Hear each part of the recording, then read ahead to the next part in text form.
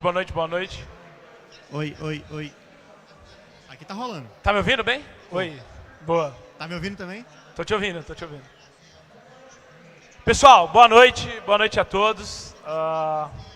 Meu nome é Rodrigo Terron, sou empreendedor, sou investidor em startup e sou campuseiro. Já estou aqui na campus pelo menos acho que uns 8 ou 9 anos e já acampei, já palestrei, já participei de hackathon, acho que já fiz tudo que é padrão aqui do campuseiro. Quase tudo, né? Algumas coisas não. Mas já participei de tudo que a campus oferece e estou feliz de participar aqui, mais uma edição. A campus é um evento que eu faço questão de manter no meu calendário porque é um evento que tem um impacto muito importante, assim, na minha carreira e na carreira das pessoas que estão aqui. Assim, eu acho que quando você está num evento como a campus, você é provocado de várias formas diferentes, né? Você tem acesso a muita coisa acontecendo simultaneamente e você começa a procurar e falar, cara, o que eu não estou olhando e que eu deveria estar olhando e que é importante. Então, eu gosto muito de estar aqui, me sinto muito em casa aqui na campus. E hoje eu estou mais em casa ainda, que eu estou com o Matheus aqui, que é um grande amigo e a gente vai falar de um tema bem legal, assim, a gente vai falar um pouco sobre inteligência artificial, que é um tema que está em alta, mas a gente vai falar sobre uma perspectiva de o impacto da inteligência artificial na sociedade, né? Como usar, acho que o avanço da tecnologia para gerar algum benefício para a sociedade, e eu acho que é um ponto super importante, né? A inteligência artificial, ela está gerando um aumento de produtividade, ela está gerando automação de muita coisa, e em paralelo a isso a gente tem ali vários desafios na sociedade que a gente poderia implementar a inteligência artificial e melhorar. E aí, antes de eu seguir aqui e me prolongar, eu vou pedir para o Matheus se apresentar, falar um pouquinho aí sobre ele, e aí a gente já entra aqui no bate-papo. Pessoal, eu queria dizer primeiro que é uma satisfação total estar aqui. É o meu segundo ano de Campus Party, não sou campuseiro que nem Terron, mas ano passado eu estava aqui e pude ver como é que esse evento é arretado. E eu disse, não, Terron, esse meu primeiro ano foi para assistir, mas o segundo ano vai ser para palestrar. E cá estou eu. É um evento que eu estou achando muito legal, porque está falando muito sobre inteligência artificial, que é a coisa que corre na minha veia aí há 10 anos. Então, para quem não me conhece, sou Matheus Farias, eu sou de Recife, eu tenho 26 anos, mexo com inteligência artificial desde 2016, fiz graduação em engenharia eletrônica na Federal de Pernambuco e hoje eu estou fazendo PhD da Universidade de Harvard, em inteligência artificial também. Vamos embora, vamos falar aqui, acho que minha trajetória ela fala muito de inteligência artificial para o impacto social. Então acho que muita gente hoje em dia comenta sobre IA como um medo, assim, né? Pô, será que a inteligência artificial vai mudar o futuro do trabalho? O que é que vai acontecer? Só pontos negativos. E eu vejo muito IA como um ponto positivo. Então acho que trazer essa perspectiva aqui para o debate vai ser bem legal. E estou muito feliz de estar aqui com o Terron também, meu irmão. A gente é muito parceiro. E vamos embora, né? Bora. Matheus, eu vou começar aqui pedindo para você trazer um pouco, assim, da tua experiência prática de projetos de impacto, né? Você, durante ali, até antes, né, de você ir para Harvard, você já fazia alguns projetos ali na graduação e você tem cases bem legais. E assim, para contextualizar, eu queria que você falasse assim, como você já utilizou e o que você vê de oportunidade em inteligência artificial para impacto. Eu acho que, assim, toda a minha trajetória durante a graduação, ela foi envolvendo projetos de IA para o impacto social e foi basicamente esse meu case para chegar lá em Harvard, né? Então, dando um pouco de contexto, o meu primeiro projeto de IA já foi um projeto de impacto social lá para Recife. Não sei quem aqui já foi para Recife. Recife é muito legal, eu amo Recife. Todo mundo que é de Recife é bem bairrista. Sendo que Recife tem alguns problemas e um deles é o trânsito. Então, Recife tem um dos piores trânsitos aí do mundo, compete bastante com a Índia, está sempre no top 10 lá. E eu sempre fiquei muito incomodado com isso durante toda a minha vida. E eu pensei, pô, será que existe algum jeito de a gente criar uma tecnologia para resolver o problema do trânsito de Recife? Então, acho que esse foi o meu primeiro grande desafio aí no meu projeto. Eu fiz um sistema de inteligência artificial que a gente jogava nos semáforos da cidade para dizer qual era o melhor tempo de verde e vermelho do semáforo. Então, imagine que os semáforos hoje, a temporização era feita de maneira manual em Recife. Eu acho que em São Paulo dá para criar algumas justificativas, não sei como aqui funciona, mas lá em Recife tinha uma pessoa que era responsável por todos os semáforos da cidade E era tipo, vou botar 30 segundos aqui e ver o que acontece. Então, não existia critério para isso. E ele disse, vamos colocar uma IA e vamos ver o que acontece. Então, a gente fez lá um sistema, a gente fez a parceria com o órgão do Estado que está associado lá ao trânsito. A gente pegou esses dados e aí a gente criou essa IA com algoritmos genéticos lá em 2016. E a gente conseguiu melhorar em 130% o trânsito da cidade usando IA. Então, imagina, um impacto social muito incrível assim na cidade. Foi um negócio bem legal. E esse foi o meu primeiro grande projeto aí. E aí, passando um pouco mais tarde, na graduação, eu fiz o segundo projeto, que é um projeto de localizador de atiradores de arma de fogo. E eu gosto de dizer que esse foi o projeto que me botou em Harvard, na real. A gente começou vendo como é que a coruja conseguia localizar as presas em um ambiente completamente noturno. Então a gente viu várias pesquisas que o pessoal botava a coruja e um ratinho numa sala completamente escura e pelo som a coruja conseguia identificar onde é que estava o rato. Então isso acontecia porque a coruja ela tinha uma diferença anatômica na cabeça, onde uma orelha ficava mais embaixo do que a outra. Então quando o ratinho emitia o som, aquele som ele chegava numa orelha primeiro e depois na outra. E essa diferença de tempo de chegada fazia com que ela conseguisse localizar onde estava presa. Então eu gosto de imaginar, por exemplo, você está numa calçada e aí o carro passa na sua direita. Você sabe que o carro está na sua direita porque o som chega primeiro nesse ouvido e depois no outro. Então você já olha imediatamente para onde ele está. Então a gente expandiu essa ideia da coruja para como se fosse um guarda-chuva de cabeça para baixo, onde cada perninha tinha um microfone. Então o cara dava um tiro, aquele som do tiro ele navegava na velocidade do som, chegava em cada microfone em tempos diferentes, e aí a gente fazia a localização. Mas primeiro você tem que saber que aquele som é um som de tiro, né? Então a gente fez uma IA para reconhecer o som. E aí assim, não tinha nenhum conjunto de dados robusto na internet para fazer esse reconhecimento, e eu também não tinha nenhuma arma para criar o meu próprio conjunto de dados. Então a gente fez uma parceria com o BOP, a gente foi no centro de treinamento do BOP, o pessoal ficava dando tiro lá pra gente, e a gente fez esse sistema que reconhecia com mais de 95% de acurácia, que era um som de tiro, e depois a gente mostrava no Google Maps de onde o cara atirou. Então a gente botava um pinozinho no Google Maps lá, foi bem legal. Acho que esses dois projetos, eles já dão um resumo muito massa do que é o poder transformador da IA no impacto social aí, né? E eu acho que... Eu queria que você falasse um pouco, assim... A gente está num ano que é o ano da inteligência artificial, né? Acho que agora entrou em evidência e surgiu. E qual a diferença de fazer esses projetos, não sei, 4 anos atrás, quando você fez, versus executar esse tipo de projeto hoje, com todos os avanços que a inteligência artificial passou nesses últimos meses, nos últimos anos? Muito boa pergunta. Eu acho que, assim, primeiro quer dizer meio que os dois focos principais na pesquisa em inteligência artificial hoje. Porque você vê, por exemplo, a criação do ChatGPT, eu acho muito legal, porque a galera que criou o ChatGPT, parte desse pessoal surgiu no meu laboratório, assim. Então você fica, caramba, olha a diferença do nível de estar na UFPE, por exemplo, estar em Harvard. E aí, com a criação do ChatGPT, você se aproxima um pouco do que a gente chama da inteligência artificial geral, assim, né? Então você tem um sistema como o ChatGPT que ele é treinado com a internet. Então, tipo, imagina a quantidade de informação que você consegue daquilo ali.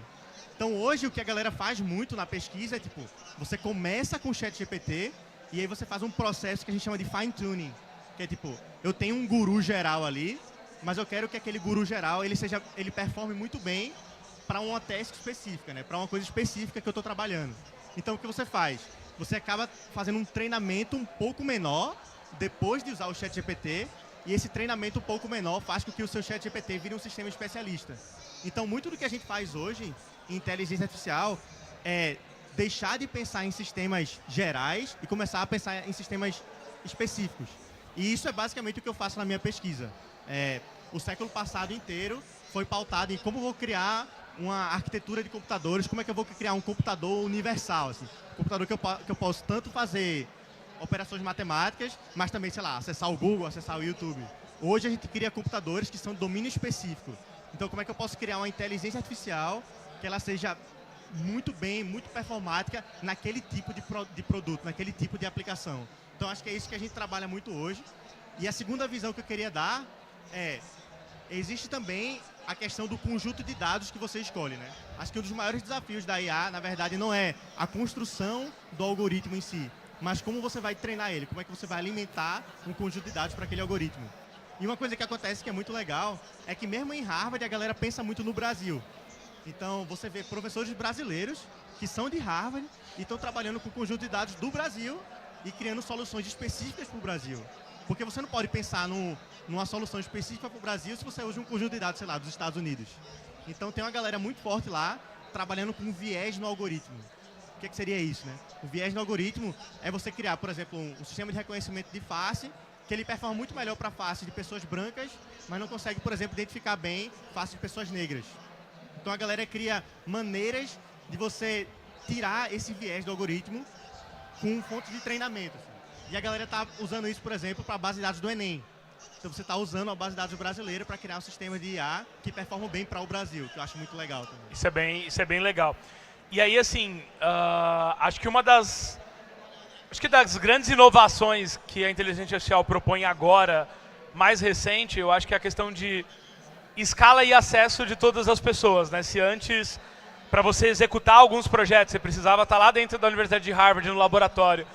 Hoje, com o ChatGPT e outras ferramentas que são disponibilizadas, todas as pessoas têm algum tipo de acesso à inteligência artificial. E isso acaba sendo muito poderoso, porque assim, acho que um grande problema que a gente tem, não só no Brasil, mas em outras regiões e países em desenvolvimento, é a questão de educação. E eu acho que quando você tem acesso a um conhecimento infinito proposto por uma ferramenta, você tem uma oportunidade de acelerar muito a educação. E olhando para empreendedorismo, por exemplo, tem um movimento global também muito recente, que é as empresas criadas usando inteligência artificial, que são empresas, às vezes, de um único fundador ou de uma única pessoa que consegue automatizar tudo usando inteligência artificial e criar negócios. Então, acho que isso é algo que está acontecendo.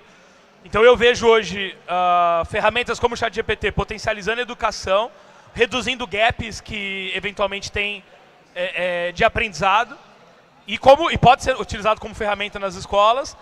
E eu vejo o mercado começando a vir para um novo momento onde talvez eu não preciso ter um time com 50 pessoas para criar um software. Eu queria que você desse assim, a tua visão desse momento atual, né, do mercado e o quanto você acha que existe uma tendência de acelerar esse movimento, né, de ter mais inteligência artificial dentro da sala de aula, de ter mais inteligência artificial sendo feito não por grandes empresas, mas por até empreendedores solos ali, tocando e criando negócios. Eu primeiro queria dizer um fato muito legal sobre inteligência artificial, talvez seja, sei lá, um dos meus top 3 fatos aí, é que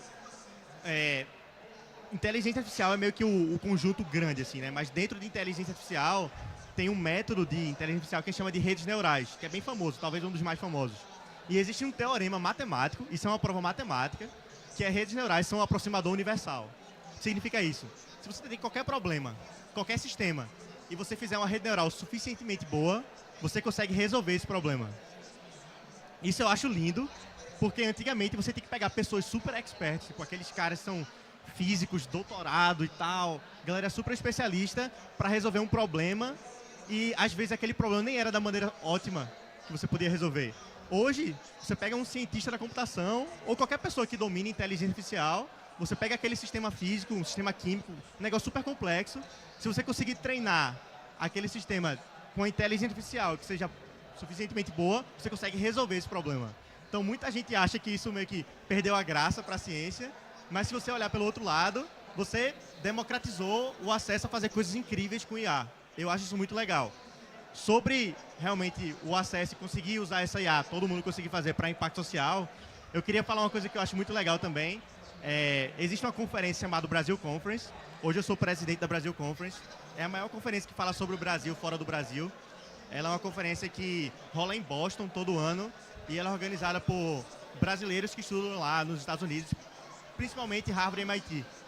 E aí, nessa conferência, tem um braço muito forte de impacto social e um dos 6 programas dessa conferência chama AI for Good. E esse programa ele tem 2 propósitos.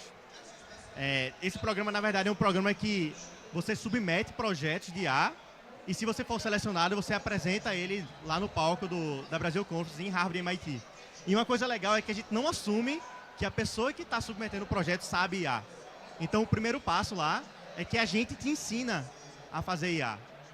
Esse é o primeiro passo. Então, eu acho muito legal que tem todo esse passo educacional de fornecer e ensinar IA para todo mundo. E o segundo é que a gente tem um desafio nacional. Quer dizer, todo ano a gente vai pegar um desafio nacional. Esse ano de agora vai ser... Pô, a gente viu o que aconteceu no Rio Grande do Sul e todo esse tema de mudanças climáticas. Então, o desafio nacional do AI for Good vai ser mudanças climáticas. A gente vai aceitar projetos de IA para esse tema. E aí, qualquer um pode participar. E se você for escolhido, você vai lá no palco da Brasil Congress. Você fez um projeto irado de IA. Então, convido todo mundo a participar. Deve lançar o edital no próximo mês ou daqui a 2 meses. E é um programa que você vê que realmente a gente está tentando democratizar esse ensino, né? Você vê várias empresas também no Brasil, como a Alura, por exemplo, que está promovendo ensino de IA de maneira bem horizontal, assim. Então, eu vejo cada vez mais tipo, aparecendo no público em geral, assim. Sim. E a IA, pô, a gente disse que hoje que a inteligência artificial é a nova eletricidade. Então, tá meio que no mundo, tá para todo mundo e tem tanto impacto quanto a eletricidade tem e teve, assim. Então, do mesmo jeito que hoje a gente não vê o mundo sem eletricidade, eu acho que, sei lá, daqui a uns 30, 40 anos não vai dar para enxergar o mundo sem IA também. Você acha realmente que vai tudo isso? Com certeza, absoluto. Não, todo esse tempo? Talvez antes, hein? Talvez antes. Eu acho que menos, eu acho que, assim, na velocidade que está indo, acho que em 10 anos a gente já é uma realidade, assim, hoje se você olha as poucas ferramentas que estão disponíveis, na verdade, assim, vou até inverter. Ontem você me mostrou a AI da Meta dentro do WhatsApp. A partir do momento que você manda um @MetaAI no WhatsApp e todas as pessoas que têm acesso ao WhatsApp têm acesso ao AI, já é a tomada, já está na mão de todo mundo, né? Se você entra no Google agora, você já tem ali o uso de IA. Se você utiliza qualquer ferramenta, qualquer rede social, já está caminhando para a integração com o IA. Então, acho que vai interferir, vai mudar. Eu acho que o grande desafio é mudar toda a questão estrutural. Então, por exemplo, se IA acelera tanto o aprendizado, talvez eu precise focar mais em ensinar as pessoas a usarem IA do que ensinar algo que a IA poderia ensinar. Quem sabe uma disciplina de inteligência artificial aí para ensino médio ia ser sinistro. Para ensino fundamental. Acho que o cara ali na quinta, sexta série já tinha que aprender a usar o chat GPT, aprender a usar as ferramentas. Hoje, eu estou fazendo um projeto pessoal meu assim, no YouTube de produção de conteúdo e 1 ano, 2 atrás, quando eu ia fazer um vídeo no YouTube, eu dependia de ter outras pessoas me ajudando para fazer o básico. Assim, por exemplo, editar um vídeo, criar uma thumb, uma arte, melhorar os textos, criar roteiros. E hoje você consegue, usando 3, 4 ferramentas, assim, fazer isso do zero. Você consegue criar, de fato, negócios hoje sem usar uma linha de código e potencializado e ganhando escala com inteligência artificial. Então, acho que já é uma realidade. E aí, dentro disso, para ter tempo da gente fazer aqui uma interação de perguntas, eu queria que você desse assim não sei se uma dica, um conselho, um direcionamento, para quem se sente muito distante. Pô, não estou usando nada, não vi nada, não estudei nada sobre IA, como eu faço para talvez me aproximar? Boa. Eu acho que para responder essa pergunta, eu vou dar meio que um contexto da minha vida, assim. Acho que é interessante, porque todos esses projetos que eu fiz, né, que eu falei do semáforo, falei do localizador de atiradores de arma de fogo, na verdade, quando eu comecei, eu não sabia nada, assim. Quando eu fiz IA pela primeira vez lá em 2016, existia IA, mas pouco se falava, assim. Então, dando o contexto da época que eu estava no ensino médio, por exemplo, eu comecei sendo muito ruim em física. E fiquei de recuperação em física e tal. Depois comecei a conhecer as Olimpíadas Científicas, comecei a me jogar e dizer, pô, esse desconforto de sempre lutar para tentar toda a questão de determinação, de você, pô, no que é que eu sou ruim, vamos atribuir as métricas do que é que eu sou ruim e ver como é que eu consigo melhorar também. E aí, tipo, hoje, sei lá, eu sou líder da seleção brasileira na Copa do Mundo de Física. Então, saí de um cara que era recuperação em física para esse patamar. E eu vejo isso muito também na minha construção em inteligência artificial. Quando eu pensei no projeto dos semáforos, eu vi aquilo como uma dor da cidade e uma dor que eu sentia também. E eu dizia, pô, eu quero atacar esse problema. Eu acho que inteligência artificial é uma coisa bonita e eu quero aprender. E o problema dos semáforos é um sistema e ser um aproximador universal. Então eu posso resolver esse problema com a IA. E eu disse, tá, o que é que eu preciso aprender? Eu não sabia nem programação, velho, quando eu comecei a fazer isso. Imagine inteligência artificial. Então eu acho que a minha dica principal é, tipo, se joga. Se você acha que não sabe, muita gente começa sem saber também. Eu acho que o que importa mesmo é você ter amor àquilo que você quer resolver e se propor a se dedicar para resolver aquilo também. Então acho que isso foi uma coisa que permeou minha vida toda e eu continuo fazendo até hoje. Não sabendo das coisas, mas com vontade de aprender. E aí tem uma questão de timing, assim.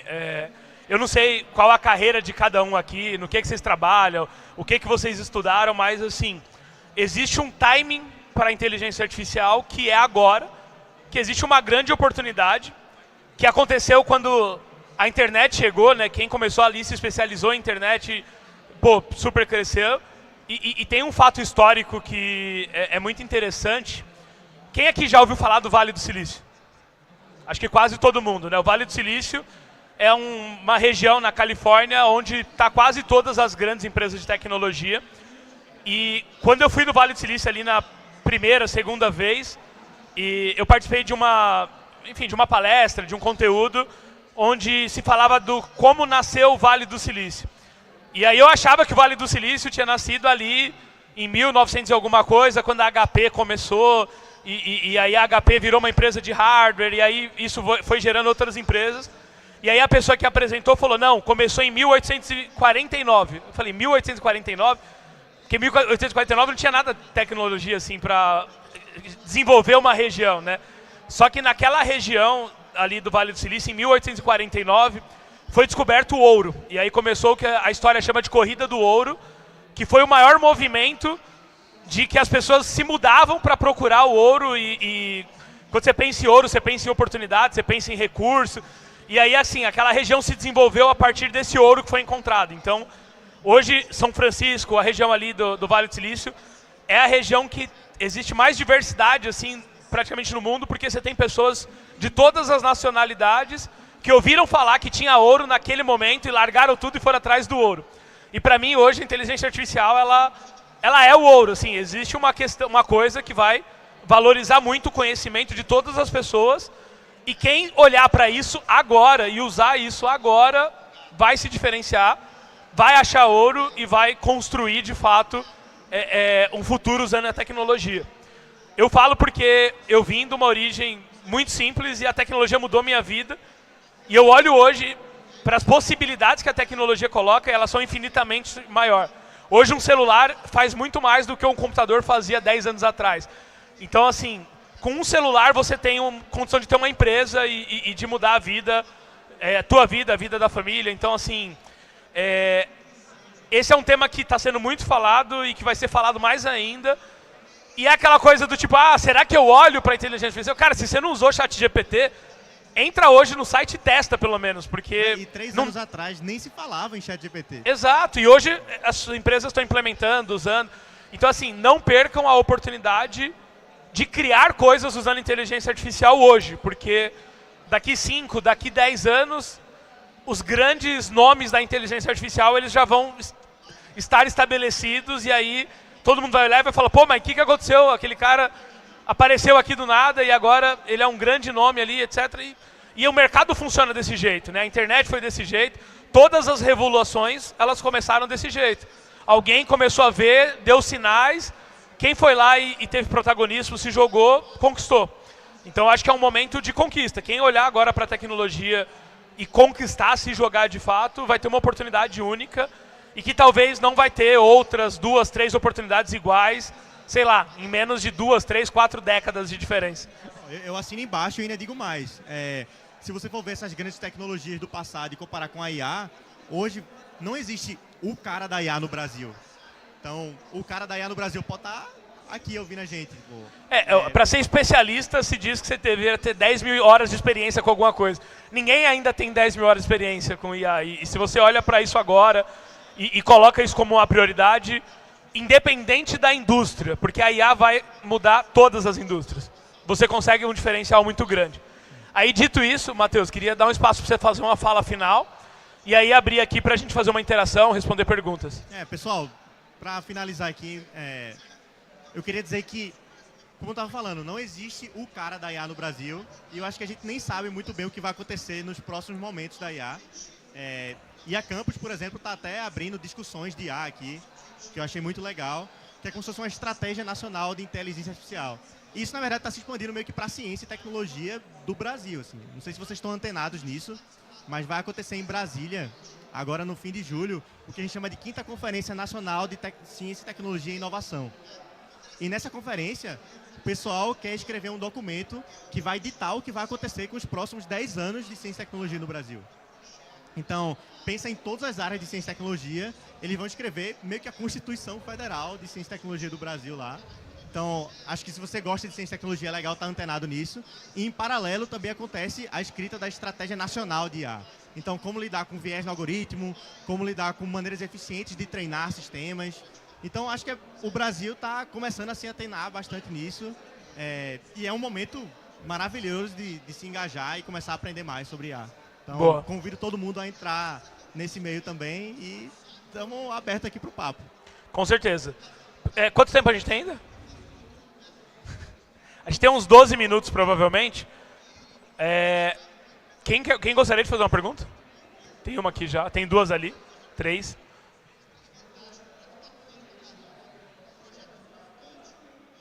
Acho que não tá ligado.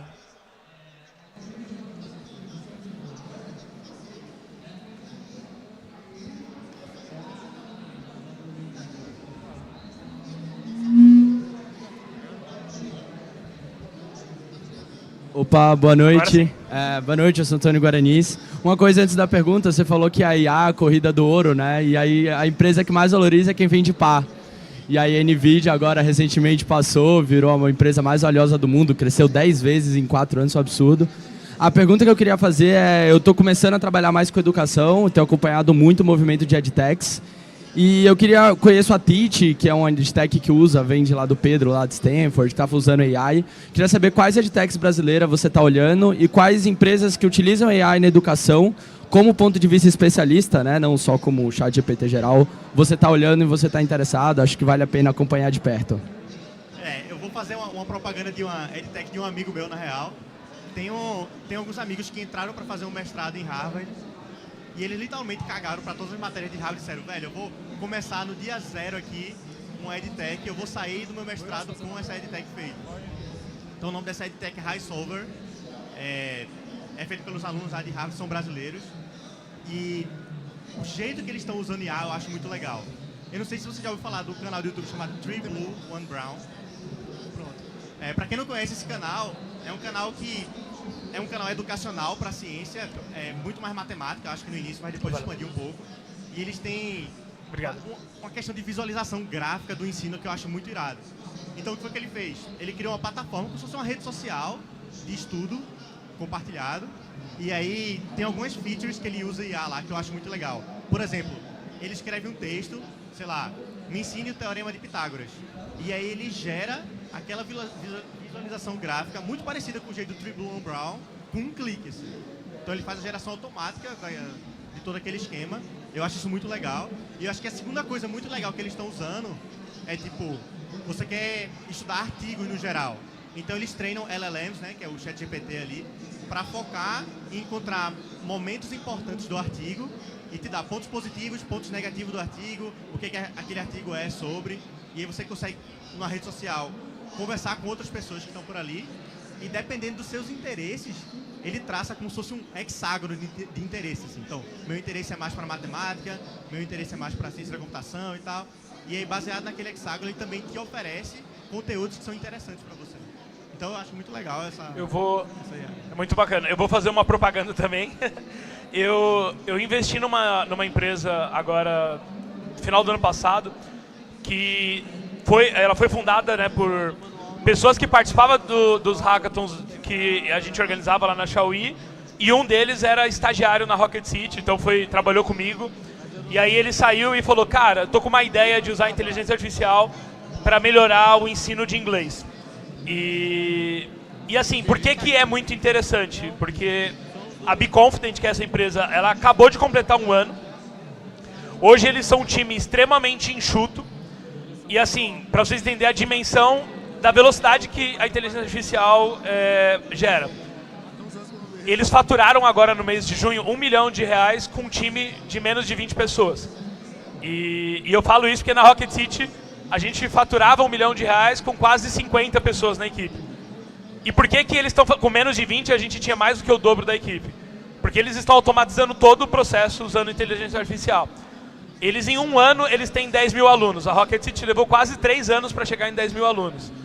E eles, assim, com menos de um ano, captaram a primeira rodada de investimento. Eu entrei como investidor, mas eles conseguiram pelo menos 25 investidores anjos, todos empreendedores que tiveram ali seus vendas de empresa ou que já fizeram 2, 3 jornadas. Então, é muito interessante isso, porque é uma empresa fundada por 4 pessoas, todos ali 21, 22 anos, nenhum nunca tinha empreendido, nunca tinha feito um negócio na vida, e eles estão fazendo em um ano o que eu demorei pelo menos uns 4 ou 5 anos para conseguir fazer empreendendo, com uma velocidade bizarra, usando inteligência artificial. Então, a Be Confident é um exemplo. A partir dele, eles foram o primeiro usando IA para ensino de inglês, a partir dele hoje tem umas 50 já, e tem mercado para todo mundo. Você consegue criar, se vocês quiserem criar um mentor de inglês no WhatsApp para campuseiro, vocês conseguem fazer isso, nem precisa de código para fazer isso. É só vocês trabalharem, estudarem e usarem ferramentas ali de no-code, low-code, usar marketing digital, colocar para rodar e comercializar. Então tem muita edtech fazendo muita coisa legal. Eu acho que é uma tendência de quase todas as edtechs.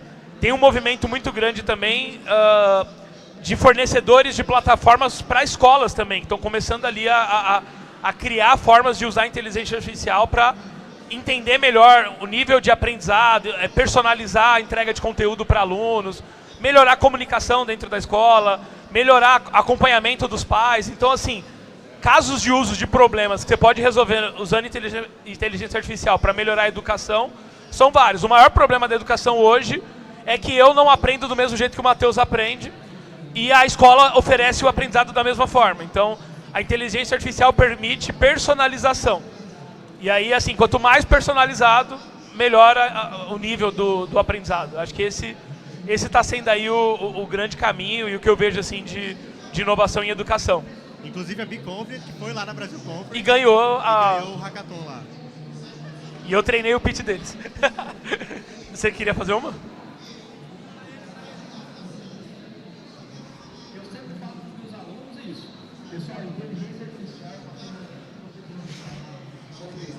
Boa noite, Matheus. Boa noite, Rodrigo. Meu nome é Yuri, eu sou designer, trabalho com experiência de usuário hoje em dia.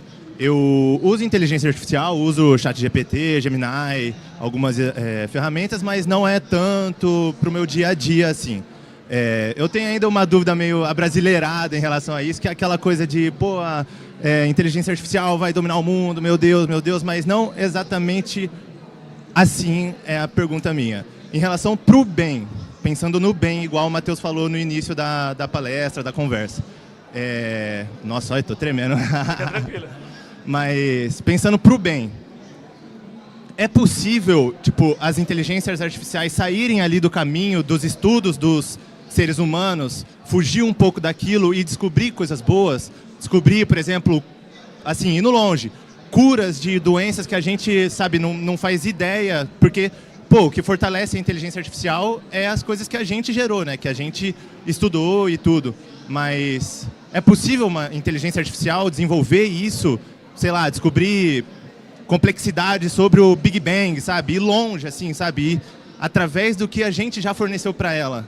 Essa interação entre elas, assim, é possível? Existe isso? É realidade já pra gente? Como que é? Vou te dar 2 exemplos bem legais. Eu sou cientista, né? Então bora falar de ciência aqui. Existe como se fosse uma subempresa do Google chamada Google DeepMind. Não sei se você já ouviu falar. Acho que mês passado, essa galera foi lá em Harvard dar uma palestra. Disse, vou dar uma chance para essa galera aqui. A primeira frase que o cara falou foi muito legal. Ele disse assim, eu queria criar um time no Google para resolver problemas que as pessoas acham que não vai dar para resolver em 10 anos. E eu quero montar esse grupo para resolver em 3. Eu falei, caralho, quero ver o que esse cara vai falar. E aí, o primeiro grande projeto que eles criaram foi um projeto chamado AlphaFold. Então, esse problema é o seguinte. Você tem uma proteína e a proteína tem uma estrutura lá. E a gente quer saber qual é a estrutura da proteína, dado um conjunto de texto lá que define essa proteína. Então, isso era um problema extremamente difícil e a galera gastava milhões para tentar observar de maneiras experimentais como é que era essa proteína dado aquele texto. Mas eu tinha vários dados que explicavam qual era aquele texto e tinham alguma visualização gráfica também dos milhões que o pessoal já gastou historicamente. Aí o que foi que esse pessoal fez? Juntou um grupo de cientistas que já trabalhava nisso há muito tempo e juntou também um grupo de cientistas da computação, o pessoal que manjava muito de IA. E disse, pô, bora tentar resolver esse problema juntando tipo, o know-how de um cientista de muito tempo com a galera da IA. Cara, eles foram participar de uma competição com a galera que já estava sobre isso há muito tempo para ver quem conseguia encontrar a melhor geometria que representava aquela proteína. Eles ganharam de tipo 10 vezes mais acurácia do que a galera fazia antes. Então vê a revolução dessa parada.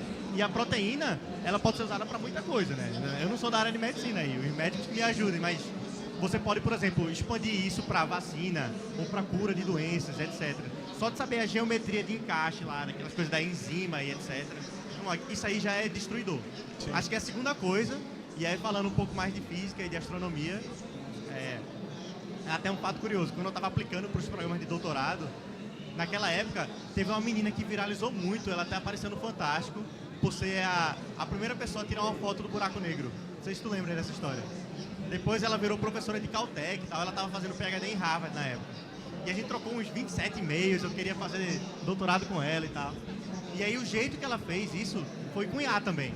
Ela juntava um conjunto de telescópios e aí ela tinha uma pergunta no problema dela que era bem interessante, que era tipo, onde é que eu vou posicionar esses telescópios na Terra de tal maneira que eu otimize a distância e a resolução da imagem que eu vou pegar no espaço.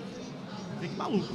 Ela usou IA para dizer onde é que eu ia fazer um projeto de telescópio na Terra de tal forma que eu otimizasse essa imagem. E ela conseguiu uma imagem de um buraco negro que fica no centro da galáxia de Andrômeda. Um negócio bizarro, assim. Então, usando a IA para resolver problemas de saúde e usando a IA para descobrir os mistérios do universo. E hoje eu acho que, vamos dizer assim, a tecnologia passa por vários passos de evolução. E assim, até pouco tempo atrás, assim, alguns anos, armazenamento era muito caro. E aí armazenamento ficou barato. Aí você começou a armazenar muita informação. Só que analisar a informação se tornou caro. E aí eu acho que a inteligência artificial acelera isso.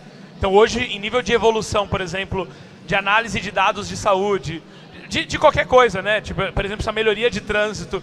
Hoje, o que você tem de inteligência artificial para análise de imagem, vídeo, então assim, você fazer traqueamento de qualquer coisa é bizarro, assim. Você tem... Óbvio que não vai ser tão imediato. Eu acho que assim, tem muita coisa acontecendo ainda numa esfera de pesquisa ou numa esfera até de teste, mas ainda não em produção, né? Não ali no mercado, mas não dou, sei lá, 4, 5 anos começar a sair muita coisa assim interessante. Acho que dentro de pesquisa já está super avançado, né? Assim. E eu acho que assim, uma característica problemática da inteligência artificial é que você treina um sistema, mas você não sabe exatamente como esse sistema funciona dentro. É como se fosse uma caixa preta ali. E aí a importância de você ter um designer, quando você junta com IA, ou a importância de ter um cientista que entende daquele assunto para dizer, esse caminho aqui é um caminho errado, vamos tentar ir por aqui. Então você junta os dois e cria um sistema que é ótimo. Essa é a ideia.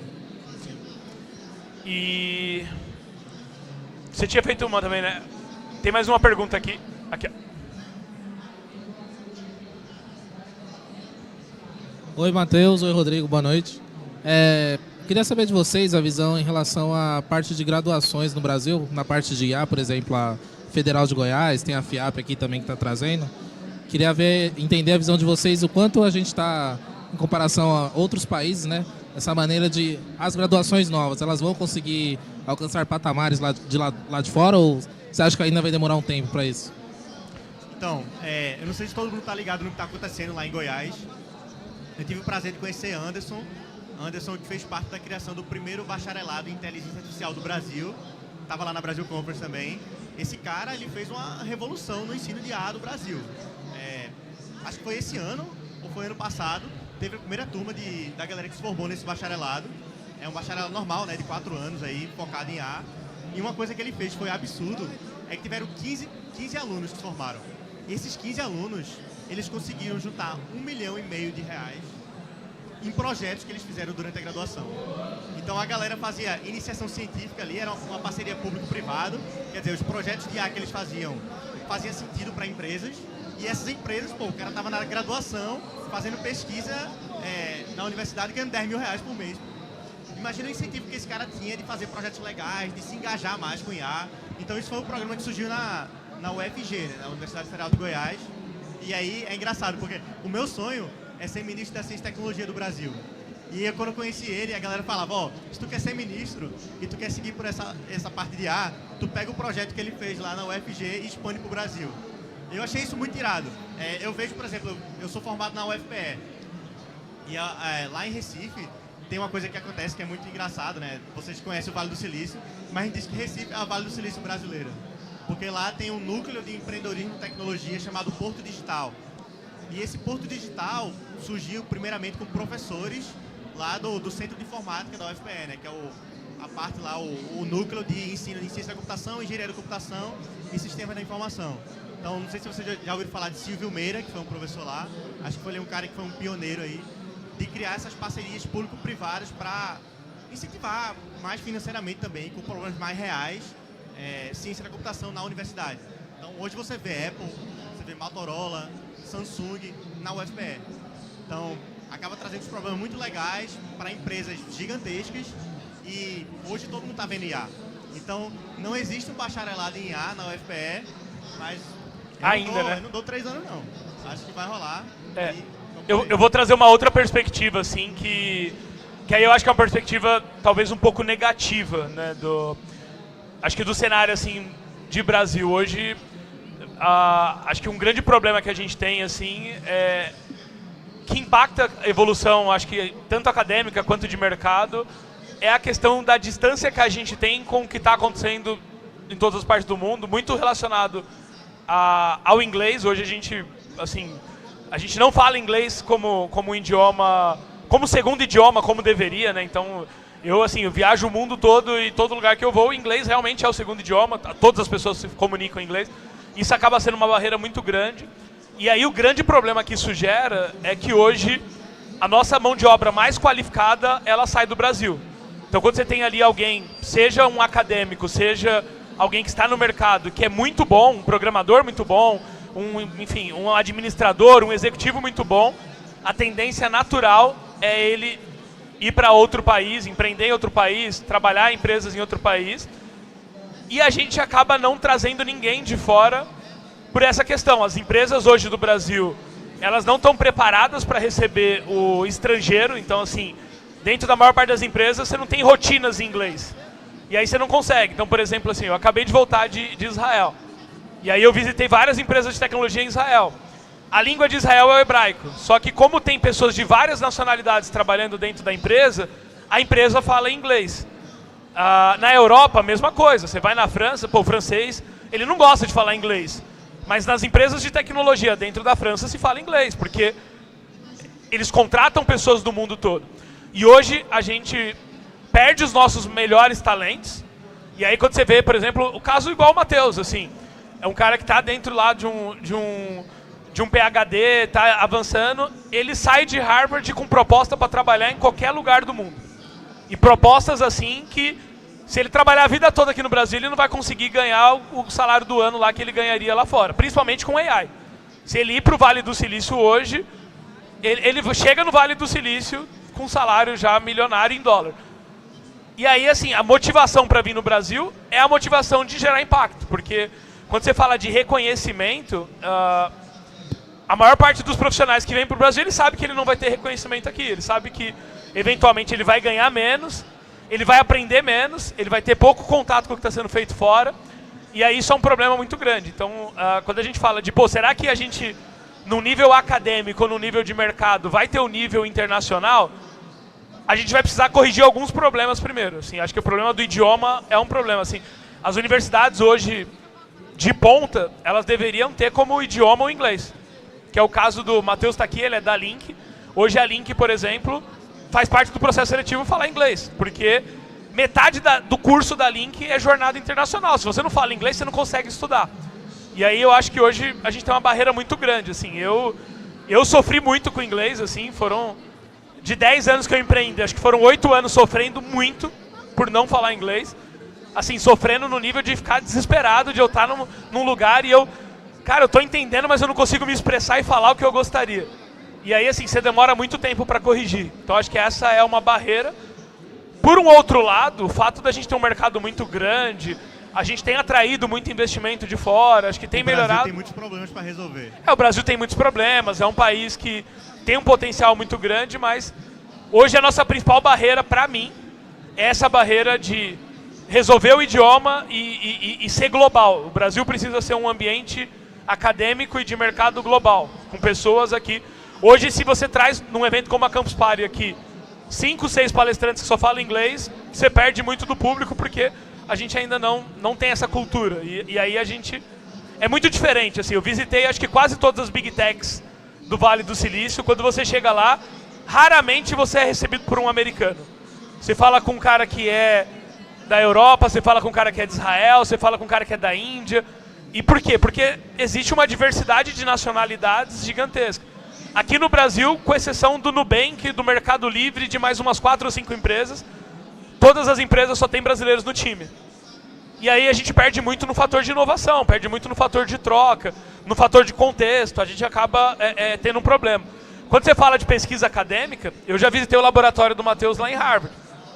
É um brasileiro, é um chinês, é um coreano, é um europeu, é um turco. De novo, você tem uma discussão muito rica porque você tem diversidade de nacionalidades. E aí eu acho que esse é uma barreira ainda, é um problema que precisa ser resolvido. E eu acho que isso é muito massa lá de Harvard, porque entram 30 brasileiros, ó. Entram 30 pessoas no PhD no ano, vamos supor. 2 desses 30 são americanos. E aí você fica, pô, inteligência artificial é a mesma no mundo todo. Todo mundo aprende lá, sei lá, engenharia eletrônica, todo mundo aprende ciência da computação, talvez nos mesmos livros até. Mas acho que a visão de você pegar pessoas de países diferentes e você misturar o ensino lá, a educação com a cultura deles, traz perspectivas diferentes também. Isso é uma coisa que eu falo muito com o meu orientador. Meu orientador é de Taiwan, então conversa muito com a China ali.